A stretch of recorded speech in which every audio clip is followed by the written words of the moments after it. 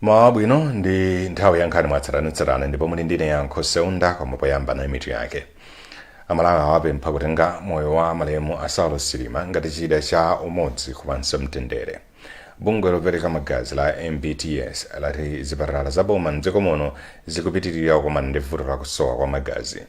Mu nkhani zina kusowa kwa mpamba akuti kukupha masomphenya amagulu ang'onoang'ono ochita malonda kudowa. Tili ndi izi komanso zina zambiri tikhale limodzi.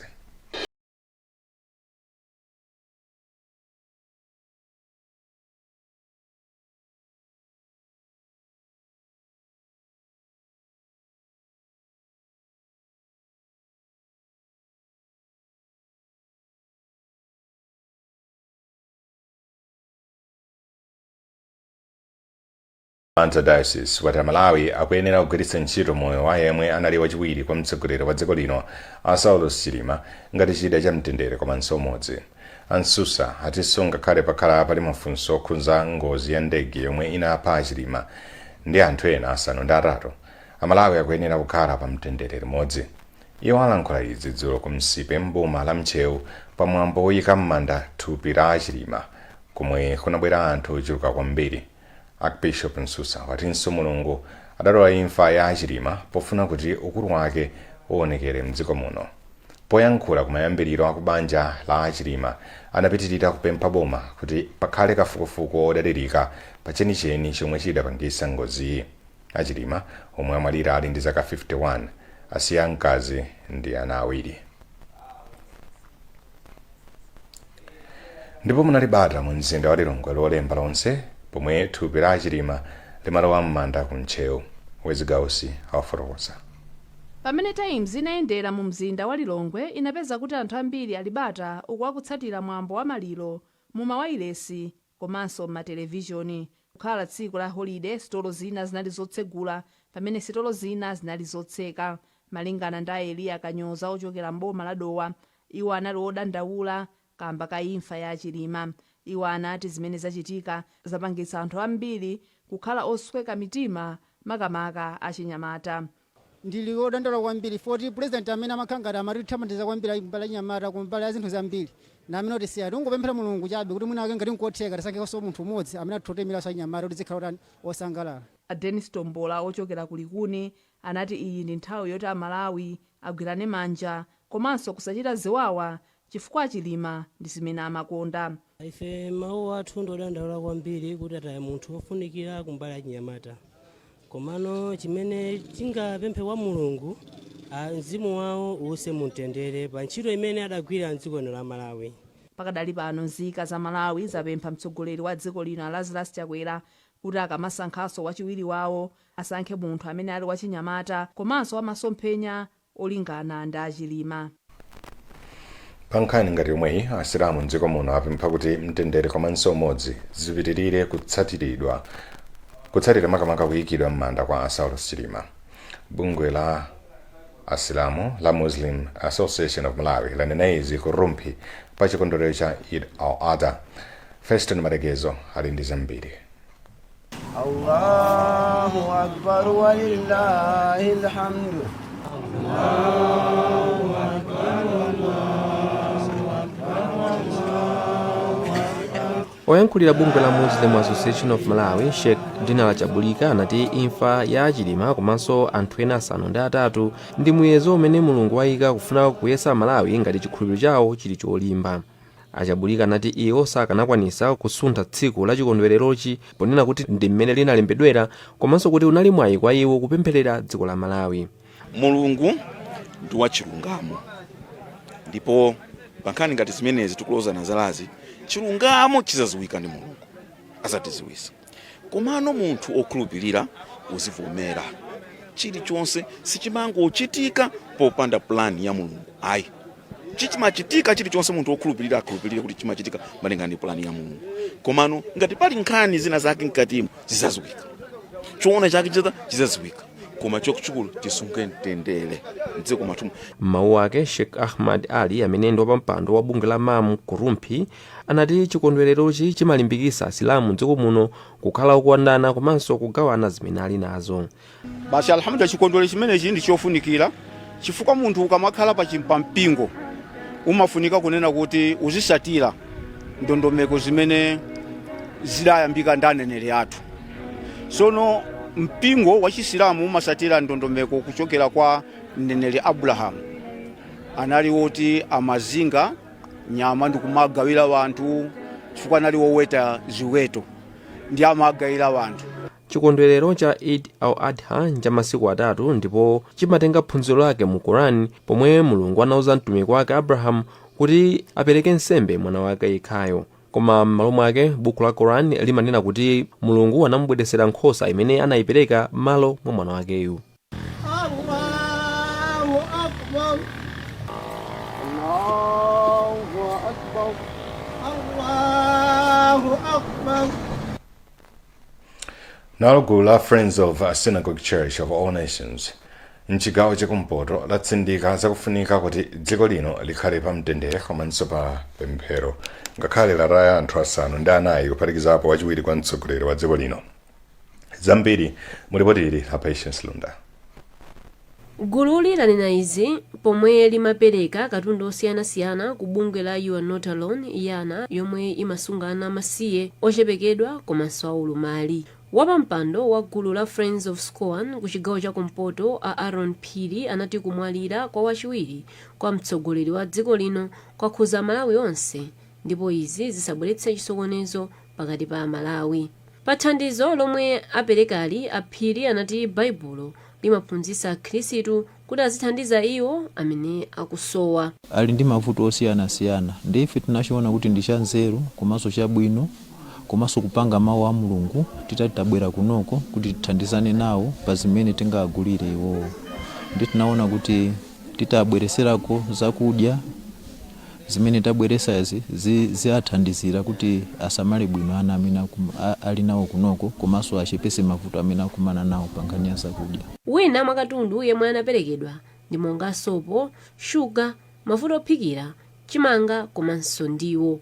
Kumbali yake yemwe amayang'anira nyumba zosungirako ana za yana, Ananse Phiri anathokoza gulu la Friends of Scoan ku chigawo chakumpoto pa thandizo lomwe anapereka, ponena kuti iwo amadalira anthu kuti agwire ntchito yawo yosamalira ana. Phiri anati iwo akufunikira zinthu zambiri popeza mwana aliyense amakhala ndi zofuna zake. Itithandiza kwambiri chifukwa apapande kuti takhala ngati takankhikako pa zinthu zimene timayenera tizigula mwina basically zapezeka, like chakudya, sopo, ndikuti tikhalabe kantunda ndi tisanagule zinthu ngati zimene zozo. Kumalo osungira ana ayana kuli ana okwana 50. Gulu la Friends of Scoan ku chigawo chakumpoto limatsatira malangizo komanso ulaliki wa mneneri Temitope Balogun TB Joshua wa ku Nigeria yemwe anamwalira mchaka cha 2021. Mbuyo mu gulu lakhala likuthandizanso kumalo osiyanasiyana monga ku ndende, ku sukulu za ophunzira aulumali komanso mzipatala. Bungwe lopereka magazi la Malawi Blood Transfusion Services MBTS lati likupitirira kukumana ndi vuto lakusowa kwa magazi maka mzipatala za boma za mdziko lino. Choncho mneneri ku bungweli a Janet Katonda wapempha Malawi kuti athandizire popereka magazi pofuna kupulumutsa miyoyo yochuluka. Brenda Kayo ali ndi ripoti. Akatonda anati zipatala za boma mukuchuluka mavuto monga kuchuluka kwa ana opezeka ndi malungo omwe amafuna magazi msanga, kuthandiza amayi omwe ataya magazi ochuluka pobereka, komanso anthu ochita ngozi. Iwo anayankhula patatha mwambo opereka magazi omwe bungwe la German Agency for International Cooperation anakonza pofuna kuthandiza bungwe la MPTS komanso ngati njira imodzi yokondwerera anthu omwe amapereka magazi. Anthu amene wawanda anthu amene amafunika ndithu magazi mochuluka, amafunika magazi mochuluka, ndiyeno tikupempha ndithu anthu akufuna kwabwino kuti tiyeni tizibwera ndithu kudzapereka magazi. Komanso tilimbikitse amene amapereka ndikale kuti azibwera ndithu mwakawirikawiri kudzapereka magazi kuti tikwanise kuteteza miyoyo ya anthu amenewo. Kazembe wa dziko la Germany kuno ku Malawi a Ute Konij apempha Malawi kuti azikhala ndi chikhumbokhumbo chopereka magazi kuti azitha kuthandizira anthu omwe akufuna magazi.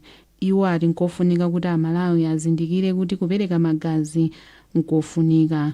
kotero iwo apempha Malawi kuti achite machawi ndi kuyamba kupereka magazi. Dziko lino likufunika pafupifupi magazi okwana 130,000 kuti athandizire anthu ofuna magazi chaka chino. Magulu ena osunga ndi kubwereketsa ndalama m'boma la Dowa ati kusowa kwakapezedwe ka mpamba okwanira kulepheretsa kuchita malonda ang'onoang'ono kupita patsogolo ndi mabizinesi wa m'maderawo. Izo ziwika pa ulendo oyendera anthu amene akupindula ndi ntchito yotchedwa kuwala imene bungwe la Churches Action in Relief and Development likugwira m'bomalo. Pemphero Malimba ali ndi ripoti. Wapampando wa gulu losunga ndi kubwereketsa ndalama la chigodi mdera la mfumu yaikulu Chiwere mbomali a Shadrack Mabwera ati kusowa kwa njira zopezera mpamba wa bizinesi okwanira kulepheretsa anthu ambiri kukwaniritsa masomphenya awo amene mwazina ndi kufuna kukuza mabizinesiwa. Mabwera anafotokozanso kuti vuto la kusadziwa kulemba ndi kuwerenga zikukhudzanso anthuwa. Komabe mmodzi wa mamembala a gululi a Dickson Ng'oma ati ntchito za gulu lokusunga ndi kubwereketsa ndalama zawathandiza kusintha zinthu pa moyo wawo. Chifukwa cha maphunziro awo amene akutiphunzitsa alangizi athu pano pa moyo wanga uli wosintha kwambiri chifukwa ndikupezeka ndi ndalama. Business yanga ndinayamba ine ndi ndalama yochepa kwambiri 30,000 koma pano pa ndi ndalama ndithu yochulukirapo kumafika 600,000 fa pa tsiku monga mukuonera makasitomala amene alili panomu ndimatheka kupha nkhumba ziwiri tsiku limodzi kumamaliza. Mmodzi wa akuluakulu a bungwe la Churches Action Relief and Development Theo Mamwene wawo anati posachedwapa bungweli lipereka mpamba kwa ochita mabizinesi oposa 1,300 omwe bungweli likuwafikira ndi ntchitoyi kuti apititse patsogolo bizinesi zawo. Mapito kwake anthu amene wawa tizawapatsa ndalama imene tikuyitchula kuti seed capital imene ili $300 pa munthu wina aliyense. Ndicholinga chokuti mabizinesi awo amene akupanga anthu mukudutsira mukubwereka ndalama ku banki nkhonde kuti atukuke apite patsogolo. Mabungwe a Churches Action Relief and Development ndi Christian Aid akugwira ntchitoyi m'madera mfumu yaikulu Chiwere ndi Chakhaza m'boma la Dowa thandizo la ndalama kuchoka ku bungwe la Financial Access for Rural Markets, Smallholders and Enterprises Farms ndi International for Agricultural Development IFAD. Pali chiopsezo choti nsomba za mtundu wa Nilo tilapia zimene imadya nsomba zinzake zitha kulowa mu nyanja ya Malawi pomwe pali mphekesera yoti dziko la Tanzania layamba ulimi wa nsomba za mtunduwo. Mlangizi wamkulu wa zachilengedwe ku unduna wa zachilengedwe a Boniface Mwaza wati nsombazi zimaswana kwambiri ndipo zitha kuyika pa chiopsezo nsomba ya chambo. Achimwaza ati palinso nsomba ina yotchedwa tigerfish yomwe yayamba kuswana mu mtsinje wa Shire yomwenso ndiyoopsa. Iwo akulongosola. Tili ndi vuto lalikulu kuti pali nsomba zina zimene zimakhala kuti zikafika m'madzi kapena mnyanja mwathu zimadya nsomba zake. Ndikupangisa kuti mina chipatango cha nsomba zimene zinali malo amenewo zichepe. Mwina sokupatula kudyako zina zimaswana kwambiri zimapangisa kuti mwina zitenge malo amene nsomba zathu zachilengedwe zimene zimakhala mwina ngati kwawo zisowe malo oswanira. Ndeti nsomba zina zija zachilengedwe za malo amenewo zimasowa pokhala. Vuto limeneli nthawi nake tili ndi chiopsezo ife ngati dziko kuti faja malire athu amene omwe anakhalira nsomba zimene zitha kulowa mu nyanja yathu ya Malawi kuchokera mwina ku Mozambique kapena ku Tanzania kumene mwina ntchito ngati zimene zisakuzika pa mtima. Ndiye ndi chiopsezo chachikulu panali mphekesera chabe kuti anzathu a dziko la Tanzania anayamba ntchito yoweta nsomba zimene zizi m'makeji ku mbali ya nyanja imene yandikana tu Tanzania kumapodziwa kuti madzi ndi madzi mwina malire sangati oneka bwino nsomba zimene zitha kulowa ku. Ndiye panali kukambirana kwina kunambira kuchitika kuti ntchito imene ayimise anzathu a Tanzania podziwa kuti nsomba zimene amafuna kuti aziziweta m'makeji ndi amulanda malo ku sikwa mtsinje wa Shire kuli nsomba zina zimene zimachokera makamaka ku mtsinje wa Zambezi zimakhala zoye zimaswana kwambiri koma zimadya nsomba zake pachizungu amati tigerfish. Tipitiriza wapasirani nkhani izi mukathaona lezi.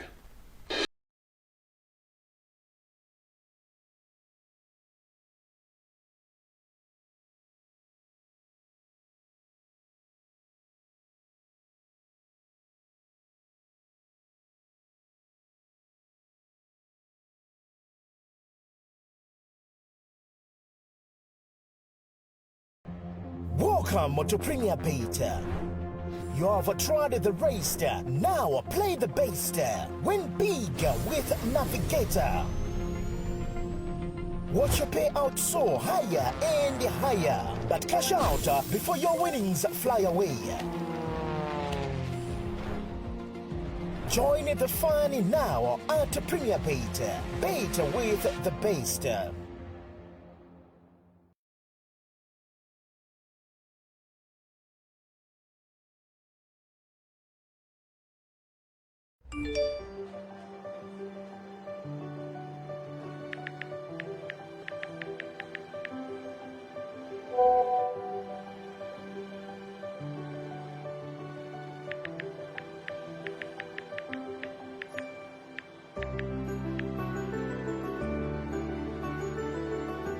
The Times Group inakhazikitsa nthambi ya customer experience ndi cholinga choti makasitomala azilandira thandizo loyenera mu nthawi yake. Nthambi iyi ndi yomwe ikulandira ndi kupereka mayankho pa madandaulo anu. Ngati mufuna mitengo pa zinthu zosiyanasiyana kuchokera ku The Times Group, imbani ku customer experience kuti muthandizike.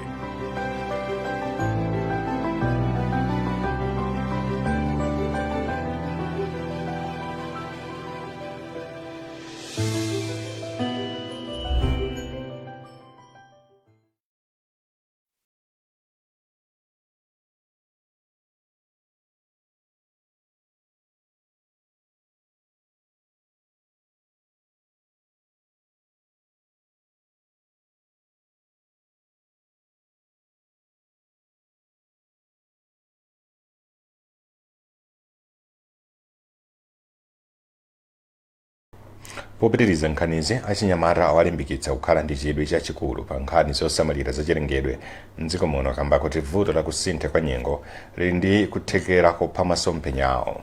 Izi zinakambidwa pomwe ophunzira pa sukulu ya Lilongwe Teachers College omwe ali pansi pa bungwe la Climate Youth Ecumenical Summit amachotsa azinyalala pa chipatala cha 25 komanso pa sukulu ya Lilongwe TTC. Zambiri ndi Brenda Khayo. Yemwe amayankhulira achinyamata pa sukulu ya Lilongwe TTC Aluse Mbewe ati nkofunika kuti achinyamata azizipereka komanso kutengapo gawo posamala chilengedwe. Tinasatula zinyalala pa chipatala pano kupangira kunena kuti kulimbikitsa ukhondo chifukwa munthu kudwaladwala matenda ena amachokera kuzinyalala. Ndiye tinabwera kunoko kuti tidzachotse zinyalala kuti tikhale aukhondo. Ndipo mmodzi mwa akuluakulu ku bungwe la Climate Yes Christiana Losha ati achinyamata aziyesetsa kusamala chilengedwe kuti azitha kukhala athanzi.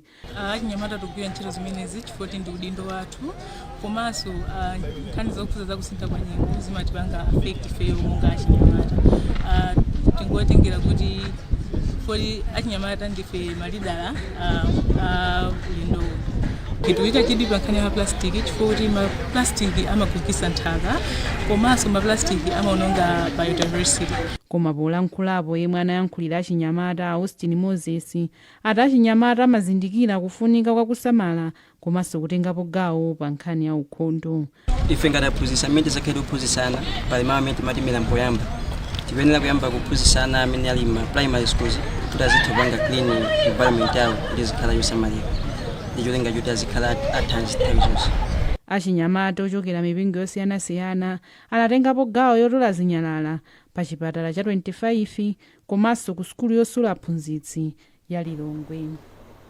Tikadali pa nkhani zachilengedwe popeza mkulu wa bungwe la West Advisors Abere Bray naye walimbikitsa achinyamata kukhala nawo gawo limodzi la mayankho pa vuto la kusintha kwa nyengo komanso kuonongeka kwa chilengedwe.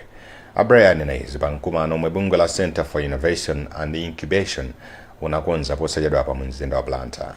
Thomas Kachere wadzandiripoti. Abray ati achinyamata akuyenera kuganiza ndi kuyamba kugwiritsa ntchito njira zina pofuna kupeza ndalama. Mkulu wa bungwe la Malawi Environmental Endowment Trust Karen Price anati achinyamata akuyenera kukhala patsogolo poteteza zachilengedwe. Elia Elias ndi mmodzi mwa akuluakulu ku kampani ya Easypark Limited. Kampani yathu ya Easypark imapanga maplastiki ndifa ndiyo kamba maplastiki ili mbali imodzi ya kusintha kwa nyengo. Choncho tunaona kuti ndi chabwino kuti ana a skulu aphunzire kuopsa kosasamala za chilengedwe zomwe zimathandizira kwakukulu kusintha nyengo. ndifukwa chake tinachiona chinthu chapamwamba kwambiri kuti tichite sponsor event imeneyi kuti ana amenewa akamakula akhale akudziwa kuipa komanso ubwino otenga nawo gawo ku zinthu zogwirizana ndi kusintha kwa nyengo. Betha Chitimbe ndi mmodzi mwa ophunzira pa sukulu ya Henry Henderson School of Excellence ndipo ati mkumanowu unali waphindu kamba kuti wamuthandiza kuti akakwanitse kuthandiza anzake pa zakufunika komanso njira zosamalira chilengedwe. Ineyo ngati mmodzi mwa akuluakulu pa sukulu yathu ndikayesesa kuti anzanga nawonso akathe kupeza nzeru pamene nawonso angathandizire kuchepesa kusintha kwa nyengo. Tikapitiriza ntchito yathu imene timagwira yodzala mitengo chaka ndi chaka kuti tikathenso kuthandizira osati sukulu yathu yokha komanso dziko lonse ngati Malawi. Kusintha kwa nyengo kukupitirira kukhudza anthu pa dziko lapansi. Mkumanowu unabweretsa pamodzi ophunzira omwe anakambirana kufunika kusamalira chilengedwe komanso njira zomwe angagwiritse ntchito pofuna kupeza ndalama pogwiritsa ntchito zinthu zomwe zimatayidwa. Nkhani zathu ndi zomwezi koma tisadasiyane na insumitu yake. Amalawi awapempha kutenga moyo wa malemu a Saulo Silima ngati chida cha umodzi komanso mtendere. Bungwe lopereka magazi la MBTS lati zipatala za boma mdziko muno zikupitirira kumana ndi vuto la kusowa kwa magazi. Munkhani zina kusowa kwa mpamba akuti kukupha masomphenya amagulu ang'onoang'ono ochita malonda kudowa. Munali ndine Yankho Seunda.